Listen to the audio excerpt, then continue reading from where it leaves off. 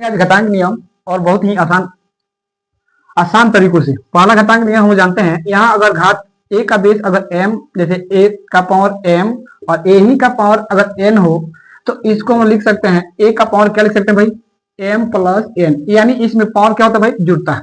अगर इस घातांक नियम का हम एग्जाम्पल समझते हैं तो उसमें क्या होगा, देखिए a का पावर क्या होगा, सॉरी यहाँ हम ले लेते हैं एक कोई न्यूमेरिकल मान, 2 का पावर मान लीजिए 3, 2 का पावर कर लीजिए 3 और 2 का पावर ले लीजिए 4। तो इस तरह से देखिए 2 का पावर टोटल कितना हो जाएगा, 3 और 4 ऐड हो जाएगा, ऐड होने पर क्या होगा 2 का पावर 7। तो आंसर इतना हो जाएगा, आंसर इतना।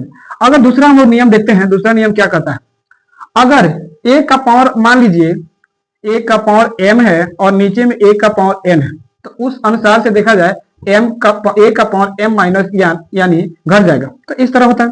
तो इस घातांक नियम का एग्जाम्पल हम समझते हैं। मानिए जैसे 2 का पावर 3 है और 2 का पावर 2 है, तो इसको हम लोग नीचे से कोई पावर ऊपर लेके जाएंगे, माइनस में घटेगा, तो 2 का पावर 3 माइनस कितना 2, यानी कितना हो जाएगा 2 का पावर 1 हो जाएगा।